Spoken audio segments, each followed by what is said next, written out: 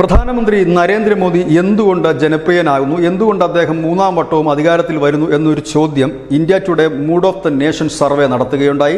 അതിൽ ഇപ്പോൾ പ്രധാനമന്ത്രി നരേന്ദ്രമോദി ഏറ്റവും ഹൈലൈറ്റ് ആയിട്ട് നിൽക്കുന്ന കാര്യം പ്രാണപ്രതിഷ്ഠാ ചടങ്ങ് തന്നെയാണ്. 42% പേരാണ് അയോധ്യയിലെ ഈ ക്ഷേത്രം പണിയും ഒപ്പം തന്നെ അതിൽ പ്രാണപ്രതിഷ്ഠ നടത്തിയ പ്രധാനമന്ത്രിയെയും പിന്തുണച്ചുകൊണ്ട് രംഗത്തെത്തിയിരിക്കുന്നു. ഒപ്പം തന്നെ സർജിക്കൽ സ്ട്രൈക്കിനെ പിന്തുണയ്ക്കുന്നവരുണ്ട്. കോവിഡ് മാനേജ്മെൻറ്റ്, കോവിഡ് കാലത്ത് നമ്മുടെ രാജ്യം കൈക്കൊണ്ട നടപടികളെ പിന്തുണച്ച് എത്തുന്നവരുണ്ട്. അതുപോലെ അഴിമതിക്കെതിരെയുള്ള പ്രധാനമന്ത്രിയുടെ പോരാട്ടത്തിനും വലിയ പിന്തുണയാണ്. പ്രധാനമന്ത്രി നരേന്ദ്രമോദി എന്തുകൊണ്ട് ജനപ്രിയമാകുന്നു എന്ന് ചോദിച്ചാൽ ഇപ്പോഴത്തെ അവസ്ഥയിൽ ഏറ്റവും കൂടുതൽ ജനപ്രിയമാകുന്ന കാര്യങ്ങളിൽ ചിലത് മാത്രമാണിത്. ഒപ്പം തന്നെ കാശ്മീരിലെ 370-ാം വകുപ്പ് എടുത്തു കളഞ്ഞതുൾപ്പെടെയുള്ള കാര്യങ്ങൾ ഈ സർവേയിൽ എടുത്തു പറയുന്നു. അതിനെ പിന്തുണച്ചുകൊണ്ട് അനവധി ജനങ്ങൾ എത്തുകയും ചെയ്യുന്നു.